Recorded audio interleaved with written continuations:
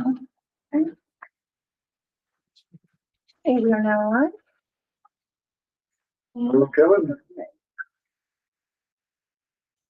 Oh, wait a minute. Hi, everybody. Hello. Hi, Kevin. Hi. Let's call the November 19th meeting of the Porter County Public Library Service Board to order. It is 4:02, and we'll take roll call to begin. Roger Rhodes. Present. Kevin Pazer. Present remotely. Stu Summers. Here. Olga Granite. Here. And I am here also, and we may have Julie and Christie on a little later, I understand. Okay. Okay, do we have any public patron comments today? No. Nothing Greg is going to show up? I'd like to begin by saying we have an excellent Kiwanis meeting today. We have a presenter on hand, namely our director, Jesse, and we have a wonderful. Unfortunately, we probably should have given him a little more time. We had other things going on. But it worked out. Let's take a look at the consent agenda, and I would entertain a motion to accept the consent agenda. So moved. You have a second? Second. Discussion on the consent agenda. We'll get to some things for Jesse. I do have one thing. Yes, sir. I will only vote for approval if they fix your name in the minutes, Paul. Ooh, gosh. Noted. Thanks, Kevin. Yep. The name Kenneth, not Kevin? What's your name? Your name. Your name. We're at. The first You did vote Kenneth. items for individual consideration, there's an F that's been left off, is the first mention of Paul's name. Okay, thank you. We will need to take a roll call vote on the acceptance of the consent agenda though. Well, let's let Jesse talk first. He's got some things to share. Sure. So I wanted to first start off with, I did the donuts with the director meeting at all the branches. That was our kind of town hall setups to listen to any concerns we may have regarding the hours at the branches. Nobody really talked much about the hours at the branches, but we had good conversations at all the branches, at least 4 or 5 people at each one. So we're going to continue doing these donuts with directors at the various branches, just at a slower rate. We did all of them in 1 month. We're going to kind of spread them out and do have one a month. A lot of good feedback from patrons about what we're doing. Good suggestions we were able to listen to. So I thought it went very well. That was a good thing to do. I'm also excited to announce our Carnegie gift. We were one of those libraries that was able to get that $10,000 gift from the Carnegie Corporation and getting it for 2 branches, Valpo and for Hebron, which is great because we're lucky enough to have 2 still in existence. So we've submitted all that paperwork and are waiting the disbursement of that. There's a whole lot of libraries are trying to state their case, I think, too. So they're kind of, we're getting very slow communication at this point because there's a lot of them out there. Do they dictate that those funds have to be used for those 2 branches, or can you? They did not. It's a gift in the spirit of Carnegie. Okay. And most of the libraries that have them have a branch. Yeah, that's what I guess I thought we would just get one. I saw that. Yeah, but we got 2 branches and so, or two Carnegie spots, which is great. I'm also happy to report that the Portage Branch roof and gutter project is finally complete. Oh, Julie's got a question. Yes, she does. You're on there. And you probably need to. Same thing. Scroll down. She make a contributor. I'll have to fix those permissions so they come in that way. Yeah. Sorry, Julie. Are you able to speak now? She's muted. The mic's muted. Is she? Let's see that. No, over. Yeah. Go to the top. I don't think it's my end. Julie, you're muted. 3 dots. Yeah, it says you can't unmute someone else. Yeah, I had to take mine off of mute. Mine default, the camera was off and the audio was off. There she is. She did it. Hey, Julie, can you hear us now? We can't hear you if you're speaking, Julie. She's got her hand up, so hit the hand. We can see you. Please. No, Kevin, stay out of it. We're not I hearing can't you. hear you, Julie. I do have the chat open, so if you'd like to, you could try and type something into the chat. Type something to her saying we can't hear her. Can you hear us? If not, if you can. Okay, Yeah. yeah. Good. Okay.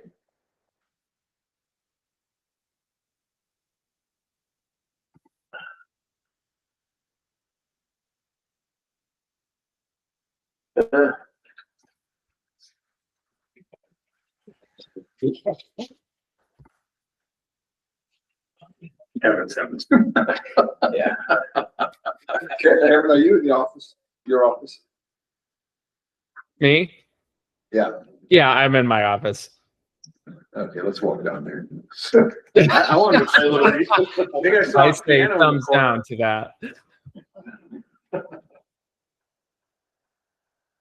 Well, I guess while Julie's working on that, I'll kind of give you the last little bits. Our Portage Branch roofing project and gutters finally complete, which is exciting. Inga, if you wouldn't mind slapping that up on the screen so everybody can get a little peek here. Portage, you said, right? Portage, Yeah. we do have a change order tonight that needs to be approved. And that change order is a result of, let me just pull it up here, the lightning damage that we had back 2 years ago? Yes, yep, and so we repaired it, but the repair didn't go deep enough, it sounds like. And so they had to replace bricks, tuck pointing, and reflash the masonry chimney. And so we'll need approval of $2,094 for that change order. There's that, that's for Portage again. And we'll have up on the screen here, Inga's pulling up the before and after pictures so you guys can all kind of see what it looks like a little bit. We can scroll down there. And so there's the front of the building as it is now, the little darker color there. We've had some good compliments for it. Can you keep going down a little bit there? Next page. I did There's- see that in our board There's the old- folder, and they do look good. Yeah, It does. Pretty neat. That's the old canopy, of course. Old I like the way it portico, and that's matches the as it roof. stands now. Okay, another angle of it there. Mhm. All right, and then last, There's no room for a truck to hit it anymore. Right. well, there certainly can try, but that's Yeah. one of the reasons we got those. Posts. Their trajectory will probably do a lot more damage than to just the canopy. Yeah, at that point, they're meaning it. But anyways, I'm really, I went by and kind of got a look at it being all completed, and I was really pleased with it. I know, think it it looked looks good. pretty sharp. I drove by Sunday. I was shocked at how good it looked. Mhm, right. Yeah, it's a great color scheme. Anyways, I'm very happy. It looks like a serious building. Yes, it Yeah. does. Let's see. And then finally, in the next 2 to 3 weeks, expect closures in Valpo, the different entrances. The sliding doors will be ready to be installed. So that process all told is going to take 4 to 5 days. It's about a day per door, and there's 2 doors on each side of the building. But we may have a little bit extra in there. I've asked them if they can try to time it around Thanksgiving when we're closed. He's going to try and see if he can get some guys who are willing to do it, because the day after Thanksgiving, we open half a day. That's a great time to work on the back side of the building where we're the busiest. And so he's going to see if he can time it up around that time period to save us a little bit of headache with folks, but no guarantees on it. But in the next couple of weeks, we'll have that. That's Trout doing that. Yes. Yep. And any patron comments? We've had a couple of complaints, and I'll be getting to those kind of down below. They've been about noise at the larger branches and lack of comfortable seating throughout the buildings. And so I've got some options below that we'll talk about, but hopefully we can look at it in more detail even in December, but I'll have that for you below.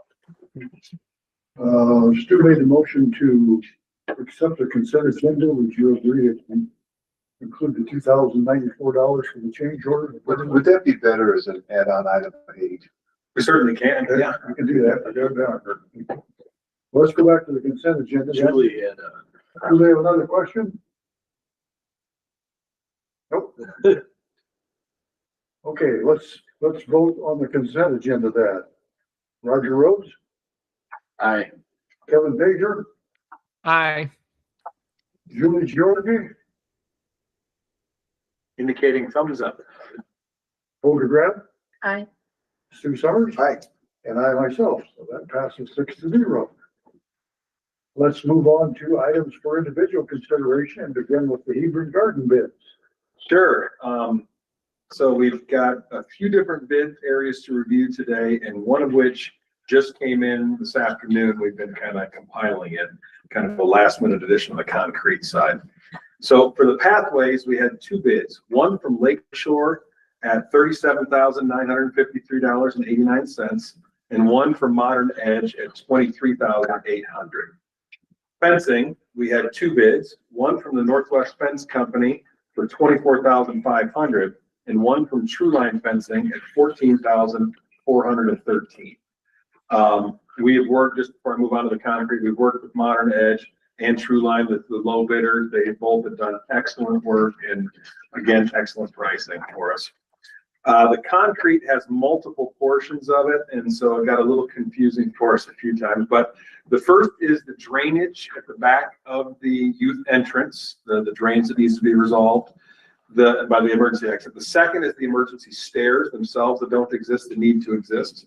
The third is the in-ground piano installation. It has to have drainage going over for it.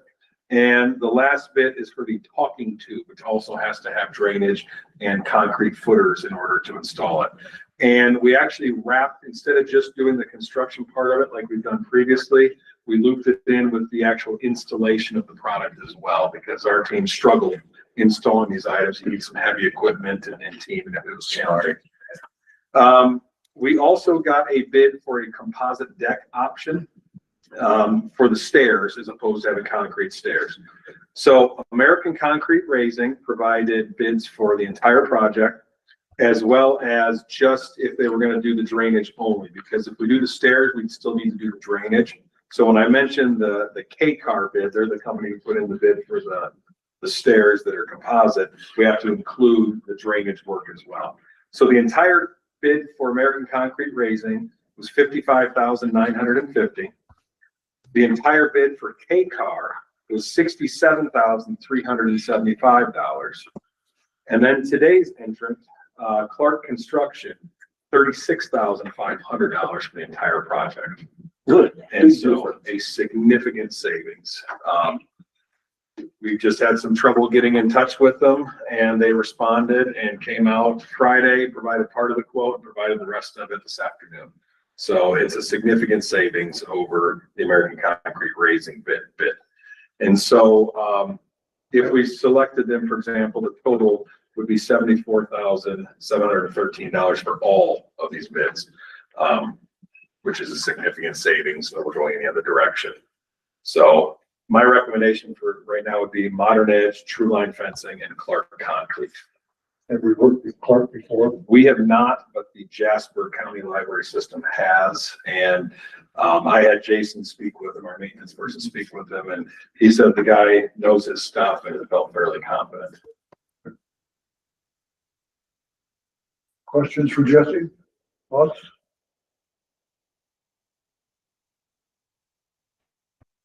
So, are you ready for the motion?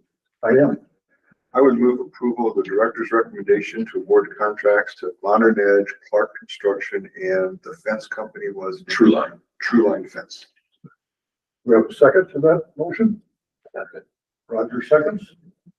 And this is coming out of the general fund or the rainy day I fund? believe it was rainy days where it was supposed to come out of. Okay. And that's part of our agreement with county when we set up. Is that part of your motion? Okay. Other questions for Jesse?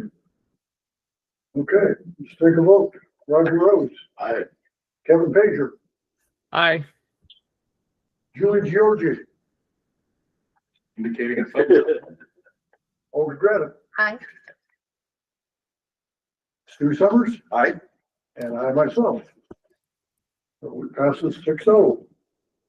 And they'll begin on that? as soon as their weather permits. As soon as weather permits, it has to time out a certain way to keep the damage to a minimum. And so we're gonna try to schedule that out best we can. Thank you.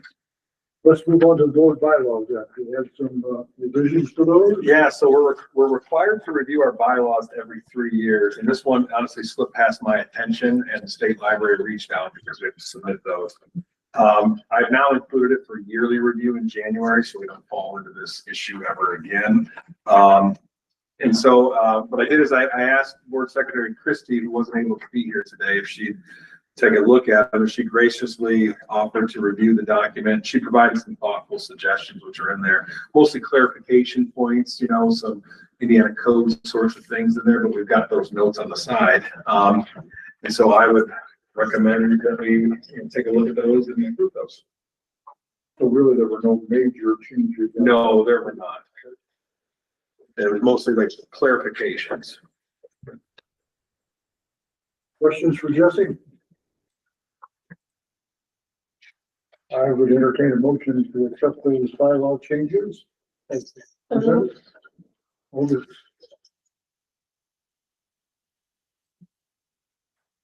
We have a second to oldest one. Sure, I'll second. Have a second. Other questions or discussion? Okay, we'll take our roll call vote. Roger Rhodes. Aye. Kevin Pager. Aye. Julie Georgie. Indicating thumbs up.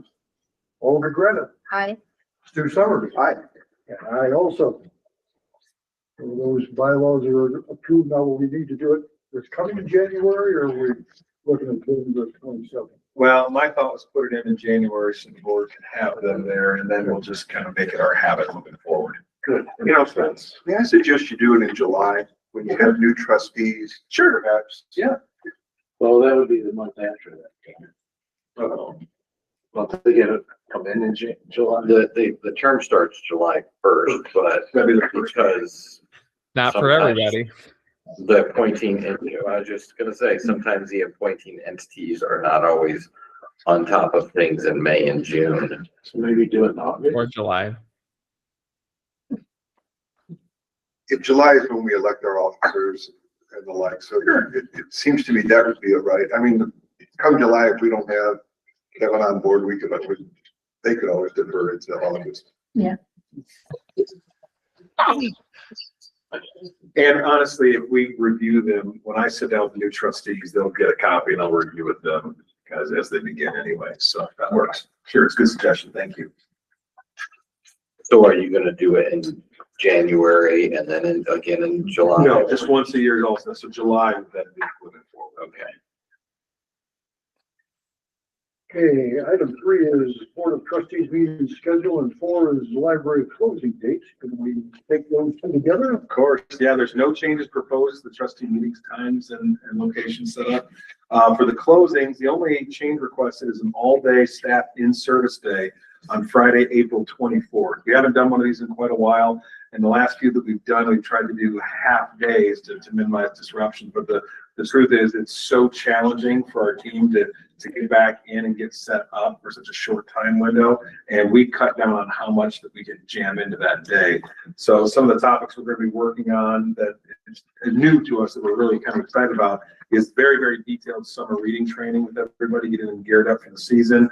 And then a whole merchandising section. How do we merchandise? How do we set up? How do we maximize our environment? There'll be some other topics as well, and some specific tracks that staff members will follow. They kind of tailor to their setup. We did check school and community calendars, attempting to minimize the disruption as much as we can. And Sarah Gear is the one who's organizing the staff development day. And so April 24th was kind of the best day she could find. Entertain a motion to accept the trustee meeting schedule and the library closing dates for 2026. So moved. Olga moved. Do we have a second to Olga's move? Second. 2 seconds, Roger, and a second. Let's take our roll call vote. Roger Rhodes. Aye. Kevin Pager. Aye. Julie Georgie. Indicating thumbs up. Olga Drebin. Aye. Stu Summers. Aye. And I also. So we have those dates in place for 2026. Okay, we've got some updates. You want to start with it, right? Begin with the copier upgrade? Yeah, you got So we've been looking at our now aging copiers. Most of them I think are over 5 years old, close to 7. And so we've been looking at a few different vendors who are supplying copiers, but one of the other vendors that we've been looking at is TBS, who also supplies our scan stations. And we actually really like the interface of the scan station. It's a lot friendlier than the copier. It's a touch screen. It's a very simplified layout. And so what we're actually going to do is reduce the number of copiers that we have and beef up the number of scanners that we have a little bit. We actually considered going exclusively with the scanners, but they don't quite reproduce like a photograph with the same quality as a color copier. So we're going to keep a couple of copiers available to the public at our largest branches. The quality isn't bad. I think for a lot of people it'd be fine on the scanner. But if somebody really wanted something a little bit better quality, that's why we wanted to just have a couple of color copiers. So there's quotes in here. Don't remember the exact numbers. Apologies. Thank you. Appreciate that. So our recommendation is right here.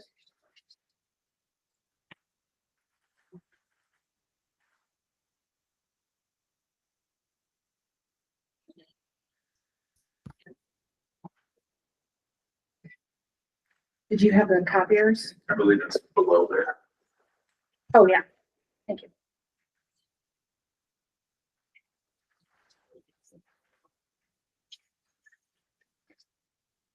I apologize. So we proposed the 3 Konica Minolta copiers, 2 for the public and 1 would replace our administrative copier for $26,859.42. And they were the cheapest version, but we also liked the Konica Minolta is highly recommended also by TBS. So we were very confident in the quality of those as well. And then we wanted to add a full scanner setup with both the flatbed scanner and the document feeder here at Valpo. And that is, I'm sure the right one here.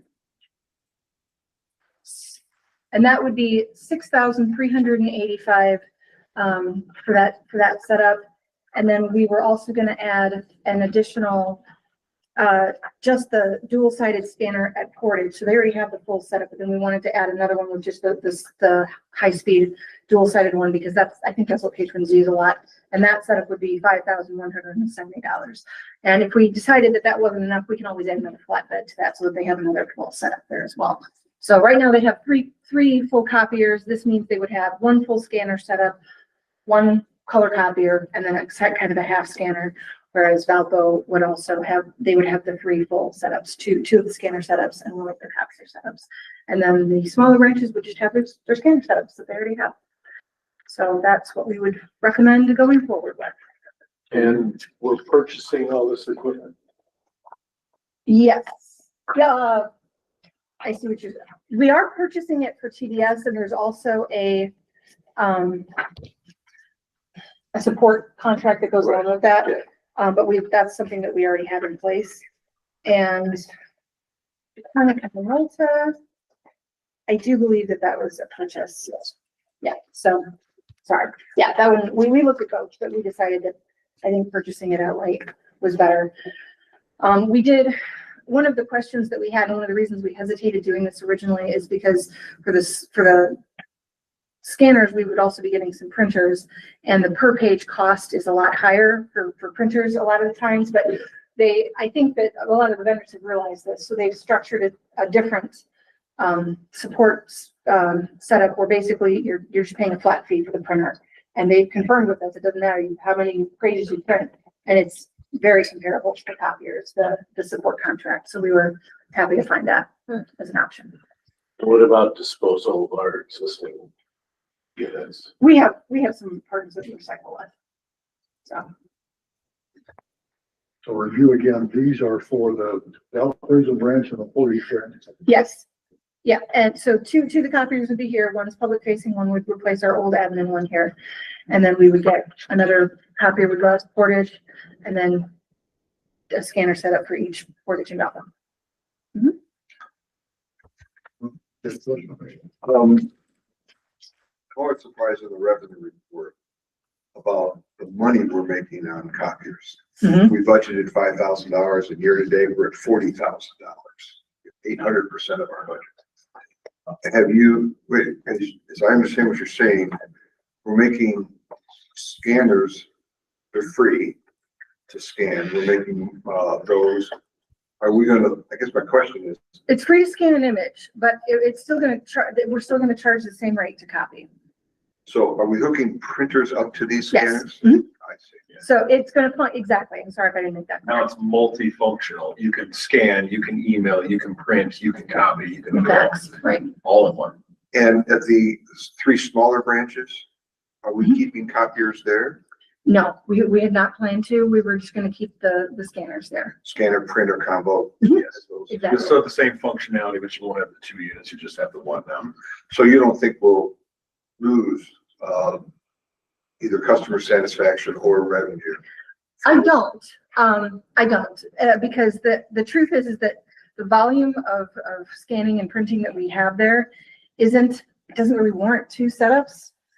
We just needed the copy function, but we can satisfy that with the scanner. So, And the The nature vol- of what they're copying is slightly different than it is the bigger branches. yeah, That's where the photocopies of actual photographs are so important here in Portage and the volume. Mhm. There will be, I'll acknowledge, there may be an occasional person, but generally speaking, with those units down there for walking in with a document and reproducing that document, and they'll be very satisfied with Yeah. the solution that'll be down there.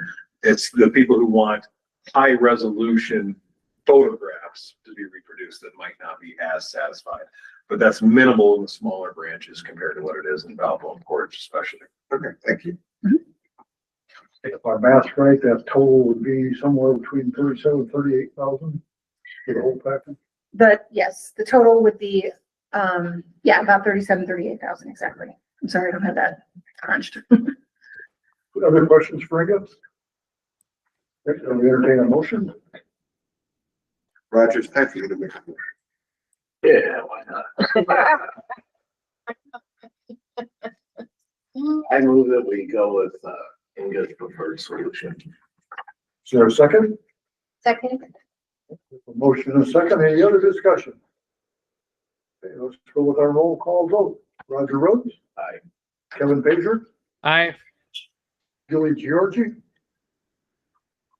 Indicating thumbs up. Olga Granite? Aye. Stu Summers? Aye. And I also. Thank you. So accepted. Next, let's go to the furniture upgrade.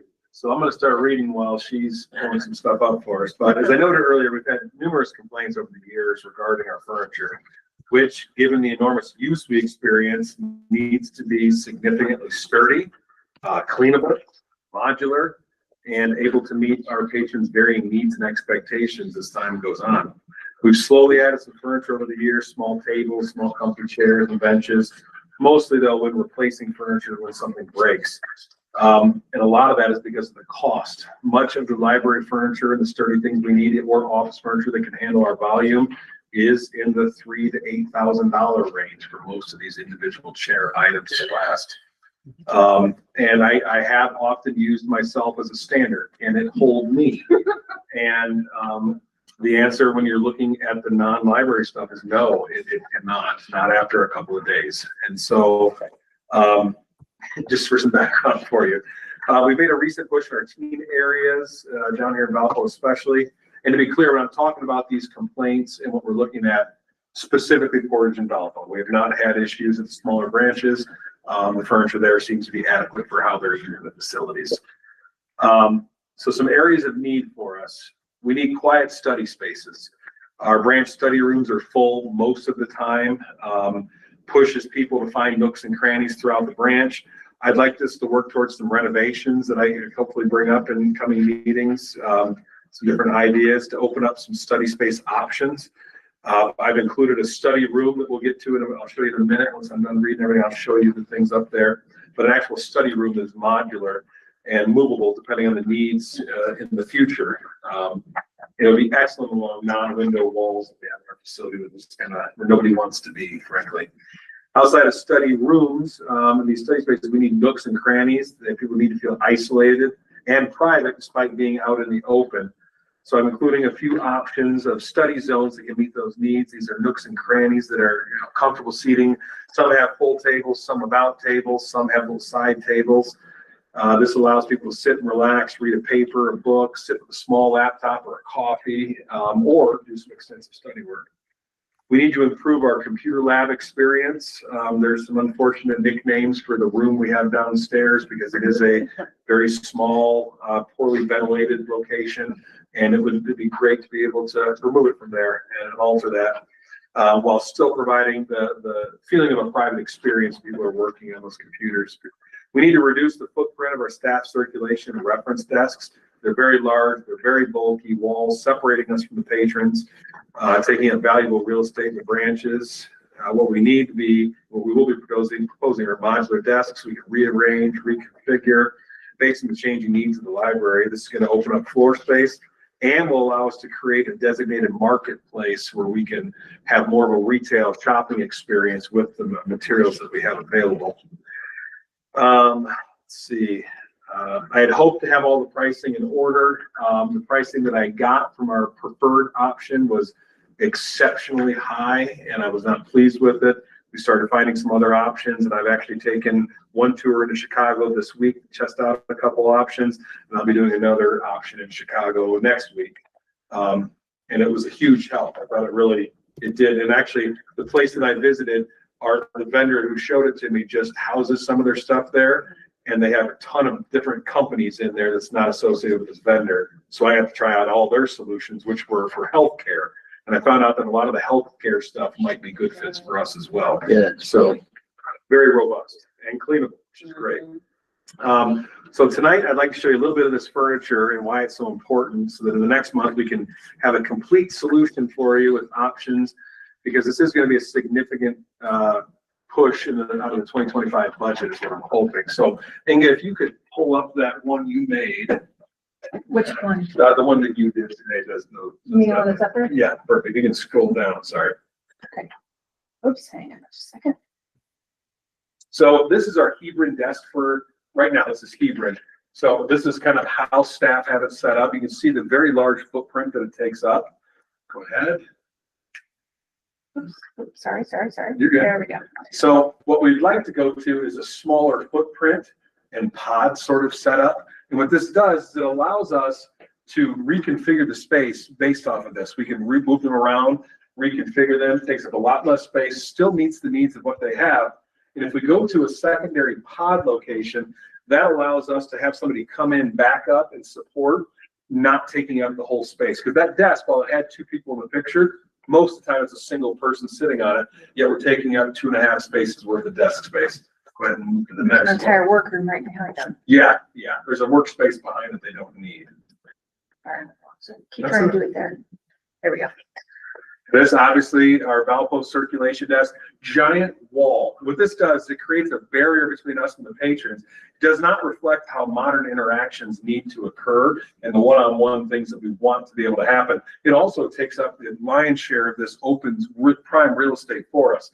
This is the space where we can transform it and turn it into a marketplace that you have to actually come through and browse by genre to really find and discover new materials. Back up one more, sorry. And along the windows here, we're going to be having a self-checkout proposal for you. So in the example we're going to show you with desks, we'd have a desk on this side, we'd have a desk on this side, and right in the center, we'd have self-checkouts surrounded on the way through by materials that you can browse. So we're encouraging self-checkouts when you would like, but we're also there to provide that service if you don't. Go ahead and move on. These are the desks that we would be going with, much smaller footprint. We don't need a giant wall. And not only that, it's very off-putting to patrons. You come in, it's a defensive barrier. I will say, and I know staff will be watching this, it will make them uncomfortable to be going to this. That provides a lot of security and comfort. But instead, what I would like to do through training is empower staff members to assert the boundaries. And instead of pushing 99% of the really great patrons who have good interactions away and making it more challenging, I'd rather focus on the 1% of poor interactions and try to correct that behavior. And so this will help with that. Go ahead and move on. And so here's our reference desk, same sort of thing. Got this giant block, taking a lot of real estate. And so we can move more to this interaction, which if you think about what you're doing when you come to reference or to genealogy for that matter, you're coming in to have a conversation. So why stand there awkwardly and try to look around at the computer while you're talking to somebody? In this setup, we can pull up a chair, you can sit. These desks actually go up and down, so we can standing desk, we can sitting desk for staff comfort. But then I can swivel these monitor around, and it becomes a consultation section for us to really be able to engage with the patron. A huge help. They often have them on wheels here. The books, Julie, we can always have separate book drops that can be on the inside, but what we really would prefer is that the books are brought to the outside. If they can be brought in as they're coming in the building and set it up that way, because it actually creates some log jams when people are handing books over or even placing them in there. We don't want to be doing work at that desk that's not patron focused. So by doing this, it's going to allow us to focus on the patron specifically, and so they don't feel like they're interrupting us from our library work. I believe he may be wearing pants. They're just a very fancy color. Summertime. Yeah. It's, Serious question. sure. All of these desk areas, what I'm thinking about is what's underneath. Yeah. And is there flooring already there that these desks are on top of, or are there going to be like holes cut in the carpet or whatever where the legs for these? And Yeah, so now it's a mixture. So every bit of furniture now doesn't have, it's all sitting on top of, but depending upon the size, and to be clear, our desks are currently falling apart. So Jason has been shimming them and reinforcing them. There's 2x4s literally balancing the circulation desk downstairs up. And so when these come out, there will be floor repairs that are necessary, but they're minimal. I had the flooring guys jack them up and try to do the flooring underneath wherever they could. And so the hope is that it's minimal, but there will certainly be some repair that needs to take place. There's also the bigger concern is power. That's one of the reasons we're going off of pillars, because we have dedicated power sources. Yeah. We do not want to go through the problem of trying to go through the concrete underneath. Yeah, no tunneling. Not all the desks will be on wheels, but we do want to have some of them on wheels, because I see the nature of what currently our adult services department changing over the next couple of years. The desks are appropriate for anywhere, but where they're actually located at maybe changes based off of the usage pattern of the patrons. And so by getting it on wheels, it allows us to very easily move it. The other ones are all movable as well. They're just a little bit more robust to move and a little bit more of a challenge. So yeah, we'll have to have dollies and some extra staff. This we just unplug, kick some casters and go. Which would be a really good help. Go ahead to the next one. Next, we want to look at our study rooms a little bit, which we have lots of. You can see 2 out of 3 being used when this Actually, picture. all the other ones behind me were being used when I took that picture. That corner one is the one we fill last because it's the group study room, so we kind of reserve it for a group. If there's a single patron who wants it, we let them have it, but then, so. Okay, go ahead. And so this is the pod that I brought up earlier that I was talking about.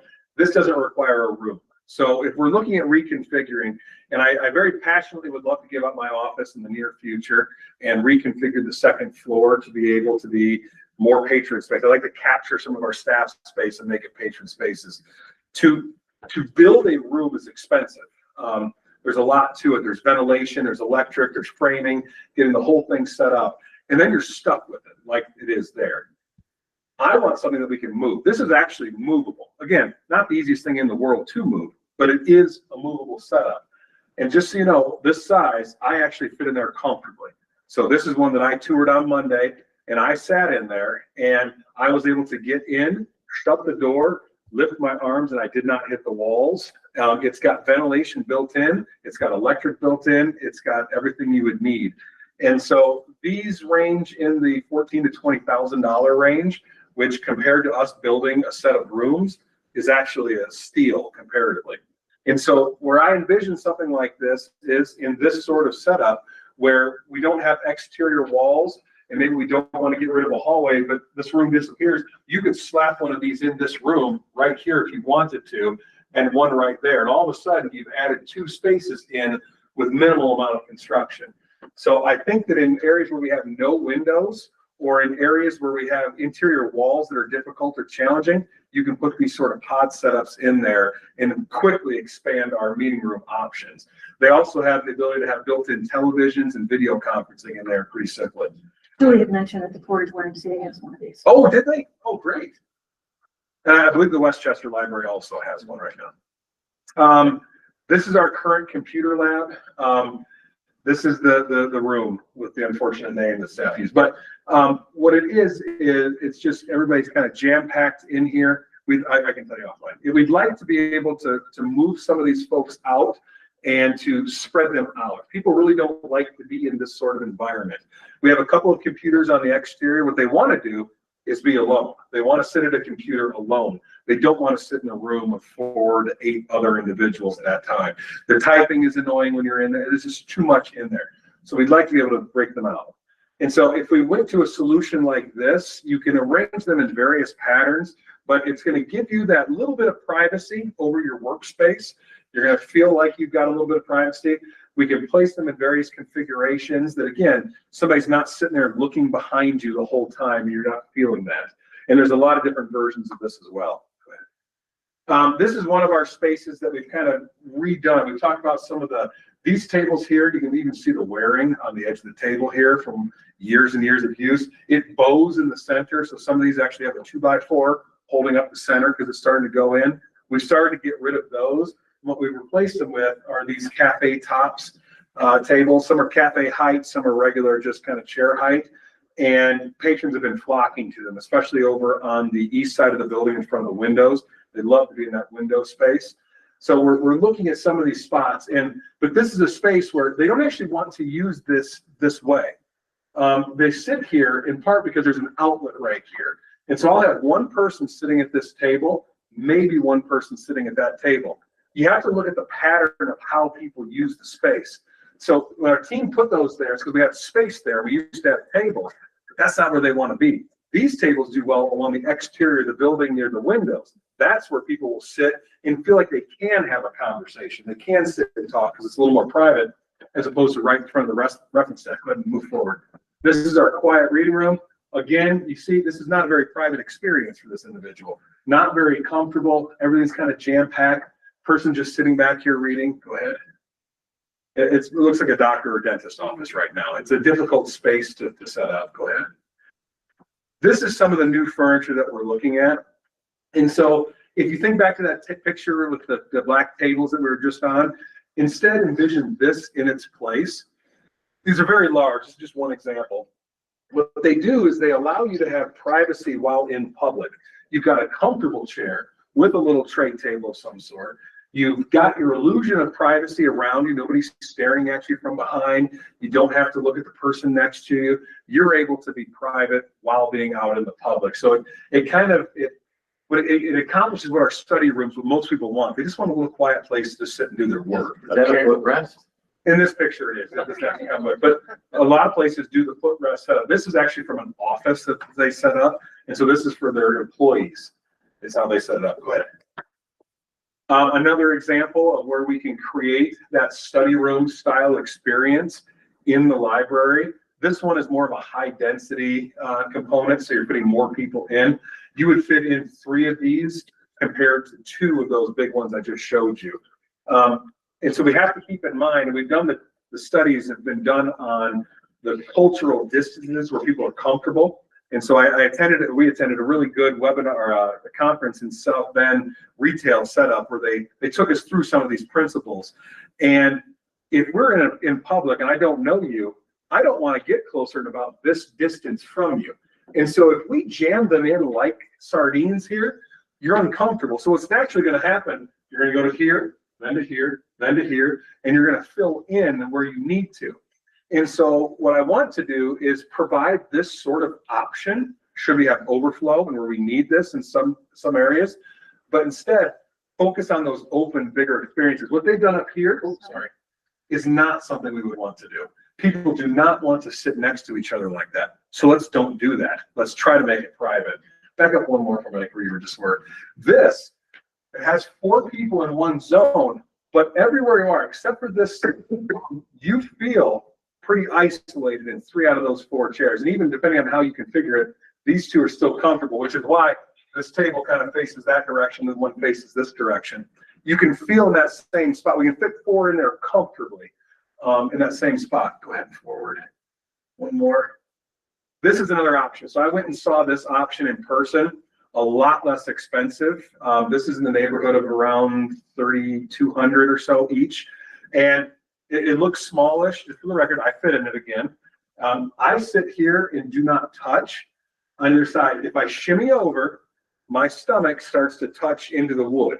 And so it wasn't uncomfortable. I could get behind it if it felt like an old diner or something. But the way I would use this is to sit next to it, and my laptop would be right on my edge, kind of typing. So I feel like this would be, for the majority of our patrons, more than comfortable enough. Go ahead. They have 2-seater styles. Go ahead. And then you can reconfigure them. And this example is a Connect version. And so when we're talking about those little cafe tables where we have 4 chairs, never fill. If 2 people, maybe 3 at the most. So by taking 2 of those solo chairs and putting them facing each other, 2 of these without this little table part, and instead connecting them together, we've all of a sudden created a very quiet sound. It's got some soundproofing around the edges of it, space for them to be able to engage. Is that the last one? We should have duo. And then we have, we're gonna do it a little bit larger, where you could fit 4 people in there. So price wise, what would the Connect Duo compare to the modular unit, like Julie said they have at the YMCA? So the modular unit is in the ballpark of 18 to 20,000. The duo version is gonna be about $6,000. And so, but I also think that there are 2 different uses that we would want to have both if possible for us. Because some people do not want to be inside of those rooms. You don't want to be. You want to be a little bit more out. Right. I suffer from claustrophobia. I was in that room and it wasn't bad, but they showed me they have one called the phone booth, and I could technically stand in it, but it felt like a phone booth and I felt awkward. And so we have a lot of people who say, I don't want to go to a room. I want to be out in the public. But they don't. This is where some of the complaints start to come in. It's very noisy. I can hear all these things going on. People are looking over my shoulder, that sort of thing. This sort of setup in those will give them the illusion of being out and in at the same time. Can a couple carry on a study conversation or just a chat conversation in this setup, the dual connect here? Would you still be getting complaints about noise in the library? I don't think nearly as much. And the reason is because this is, the whole surround is a fabric that is designed to absorb some of that sound. So you're having sound cutting on 3 of 4 sides in this sort of setup. The only spot out is here. Don't get me wrong, it's not going to be perfect, but it will minimize. Studies have shown that when you can make out the words of a conversation, it's annoying. If it's sort of muffled like Charlie Brown, it's kind of tends to fade more to the background. It doesn't annoy people quite as much. That's why a phone conversation is often so annoying, is because you can hear the words and you can only hear one side. But if you can hear, and if you hear somebody else talking and you can make out the words, it's harder for your brain to tune it out. So with these setups, I think we're going to lessen that issue, but it's not going to go away. And the conversation we have to have with the people who put in the complaints is, honestly, that this is the direction of modern libraries where they're going. It won't be the quietest place, but if we can provide options. Yeah. The problem we run into is when they don't want the options. And so for those folks who do, study rooms are great. And honestly, like Julie mentioned, the big one of the Wise Guy, that is an outstanding option. It is almost soundproof. When I stood in there, I couldn't hear outside people in, they couldn't hear me, but it's designed where you can still hear fire alarms, for example. They want you to still be able to hear that. So it's not perfect, but boy, it was pretty solid. But, one of the complaints in Portage, for example, that's not what he wanted. He wants the library to go back to the quiet place. And given the space utilization and where they're at, it's not going there. And so these sort of solutions, I think, can balance the 2 as best we possibly can. So these are probably called carols? These are pods, and then there are carols. The carol style are the ones more where you slide up to it. You got a picture one, right? Oops, I went too far. Yeah, right. That's what. Oh, was it? This, That's actually called. that's a pod as well. I was looking for the, Computer lab one. There it is. That's the Carol. And so, in a perfect world, I actually think we need kind of all of these things. That's We- what they say. Yeah, we need study carrels set up for a computer lab especially. We need pods for individuals to be, especially laptops and such. And we also need the company furniture, and honestly, we're gonna need the study room someday as well. But you also need someone to go around and clean up after all the dirt bags leave their stuff in them. It's not going to be bad. We don't have much stuff left behind as it is. And it's going to replace existing furniture where we're already cleaning and monitoring, taking care of. So I don't think it's going to be a burden on us. And actually, in many cases, it will get a little bit easier because of the fabrics that are designed. They're a little easier to clean than what we have. Some of the furniture we have is truly fabric, and that is nearly impossible to clean once it gets stained. These, we can choose a lot of different options, from vinyls to really, really good quality fabric that's designed to be stain resistant and clean at an industrial level. But these are going to be some big numbers for us realistically. One of these carrels right here is in the neighborhood of $6,000. Could you go through the larger, go all the way back really quick, would you? So, Oops, this one? yeah, that's good enough. One of these is going to be in the neighborhood of $10,000 to $12,000 realistically, 8 to 12 depending on what it is. But the other ones are going to literally fall apart. So even if we don't do with these, we would need some sort of desk setup. I just think this is the most reconfigurable possible. Move forward. Let's find the next, again, move back. So the singles of these are about 11 to 12,000. The duo, the two-person ones are in that $17,000, $18,000 range. Then they actually have 4-person, and they even go up to like 12-person ones. They're enormous. You could replace conference rooms. But as we look at where do we put staff members and what does that look like? If we're moving our staff team, for example, let's say we clean out the basement, which has got beautiful windows, ventilation, we put staff members down there. A couple of these down there would allow us to have detailed meetings that we need to that are private, while still being in the collaborative open space that's kind of set up down there. So these have a lot of varied uses that we can go. Go ahead and skip. Again, in that range, go ahead and skip forward. How do you get ventilation in now?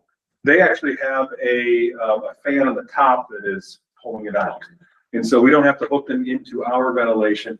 It's got its own little setup for it. You do power drops into them or I believe it would be into the wall, yes. This setup for all 4 is around $18,000, I believe. Go ahead and head forward. Each one of these is in the neighborhood of $7,000 for one. And head forward, and that ones are in that 3,000-ish range, and this one's around 4,000, and I think this one's around 6 or so, if memory serves. And then again, a little around closer to 8 or so. They kind of jump up. Room Duo, or the room products, were by far the least expensive out of all of them. So that's I just wanted to give you guys a heads up that we'll be proposing it next month. We had a lot of quotes, but they unfortunately kind of coming in a little hit or miss. We're still doing some negotiating. There's some tariff things that are hitting. And so Ingo got some quotes that came in today or yesterday for the desk setup for us to do the desks, around 80. 80, around 80, but they made clear mention that they were willing to absorb $14,000 in tariffs. So the circ desk, so what we'll be proposing next month is 2 circulation desks for Valpo, 2 of the reference desks for Valpo, a kind of a circulation youth services desk for Hebron, and a pod for Hebron, as well as cash register stands and storage areas for each of those locations. And it's going to be about $80,000 for that, just for that setup. And then those chairs, again, depending on how many, and so what my team is doing, just so you guys kind of understand our process, I'm having them go through, and we've marked out zones throughout the branches, our teen area, kind of in our wall areas of different zones. They've gotten pictures of these zones, and they're spot checking the cameras every hour and looking at these zones. You know, how many people do I have in X, Y, or Z zone, and what are they using the zone for? Because what happens most frequently in our branches is not that they go to that piece of furniture because that's ideal. They go to that location because they don't want to be near somebody else, and they just make it work as best they can. But that means they're stuck out on the floor, maybe they're reconfiguring as best they can. So by us kind of doing a usability analysis of our facilities, we're able to see how are they using it, and is there a common denominator in these zones? Like frequently, laptops are used heavily in our branches, and they expect power. And so to provide a table, a carrel that does not have power or access is an absolute waste of our time and money. And to pick out a location that won't have power, again, absolute waste of our time and money. We either need to put power where it needs to be, or again, look at how they're using it, and we put a different piece of furniture there. And we also want to have various pieces of furniture that can accommodate different types, shapes, and sizes. Just looking at all of us in the room, different heights, different weights, different expectations of the furniture are. And it's not that every piece needs to meet everybody's needs, but we need to have a piece that can meet everybody's needs, is kind of the goal that's in the branch in some capacity. Are you anticipating moving bookshelves around to create some privacy? We do that on an ongoing basis, so yes, we definitely will need to. And I don't have a picture of portage. I probably should have. A great example is between the nonfiction stacks. There used to be 2 shelving units.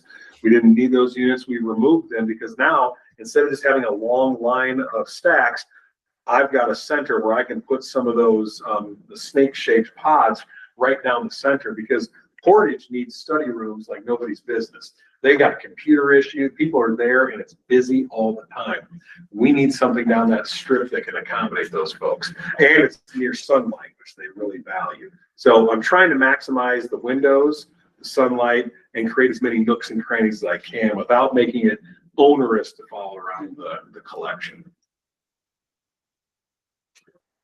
So You got your hands full, man. Right. This is a tough An problem. immediate goal, but your vision is much bigger. What are we looking at here? Well, 3 years, 5 years?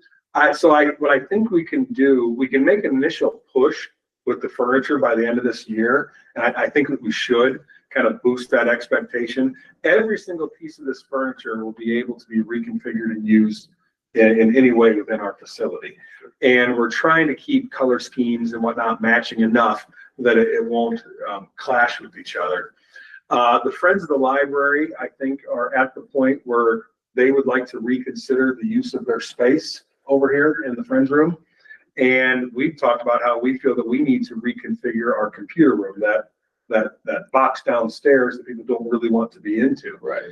And so one option that I'd like to bring at some point is to move the Friends room as it is now down into that computer area, because I've got an immediate exit out of the facility that is right near the recycle and the dumpster where they're discarding their old materials when they need to. Shipping can happen very easily, and they could then move to a model that isn't staffed the way it is now. It's just 2 days a week.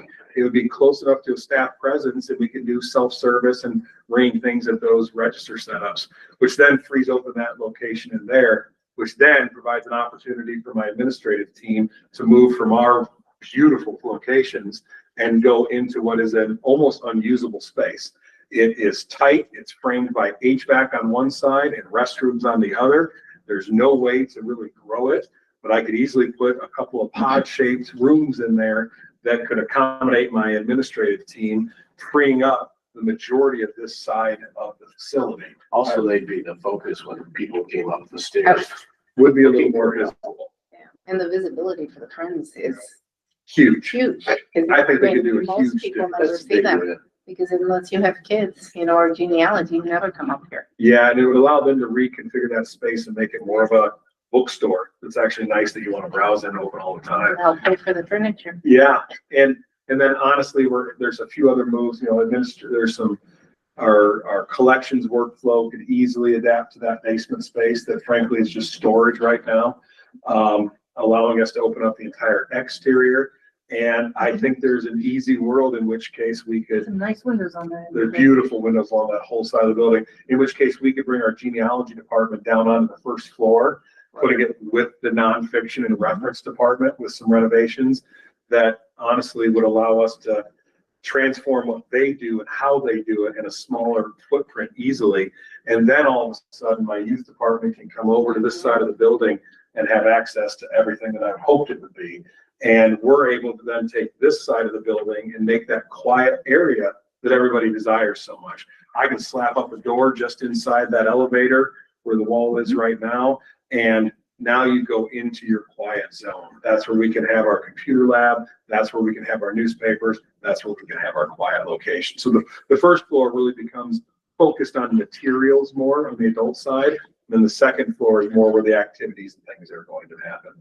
So that would be my dream over the next couple of years. And I think that we could easily work towards that this next year and make some big changes that don't require us to like wholesale gut the place. We've gotten plans in the past for that kind of my children's wonderland idea, and doing the renovations at the level they talked about cost prohibitive. Right. But if we're looking at reconfiguring the spaces, less of a explosion of gorgeous like they kind of envisioned, and more like how can we, what's the least we can do? For example, take our board and have them meet downstairs in the meeting room, which we have for the public, more space anyways, and then remove this room from the equation. Then we can reuse this whole space here. And really, as you guys walk the back hallways, it's the amount of space that we give up to the staff side, and it's Crazy. And it's wasted space. My office, I'm using 1/4 of it. I need a desk and a place where I can have 2 employees sit and have a conversation. I can do it in that room very easy. Inga and I and Haley and Amy could all be in that room, and we'd still have enough room for a conference table to be set up for staff meetings. So there's a lot of possibilities if we just try to remove the wasted staff space and transit space. I mean, our hallway, I mean, it's 5 feet wide and goes for 100 feet. It's huge. We don't need that hallway. By taking these things down, we could be okay. A lot of those expenses on the Children's Wonderland, honestly, were bathroom renovations and things. So if we don't do as much with the bathroom renovations, if we kind of pare back some of these things and focus instead of the patron experience in the library, I think we can do it a lot less expensive than what they said, especially if we can work on beds and furniture and things now. I think that's going to go a long way to how it can be used. What do the vendors project for lifespan of a lot of this furniture? They will not say. All they'll tell me is that we'll get a 1-year warranty out of a lot of them, unless you heard different from the desk folks, if they give you like.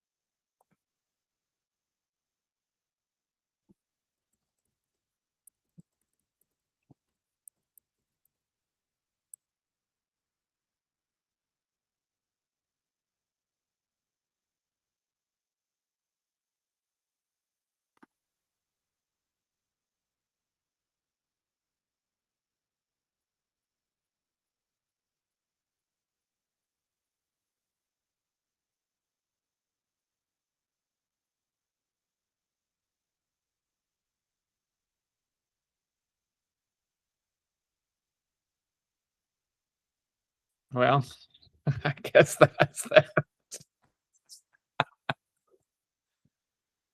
Okay. See ya.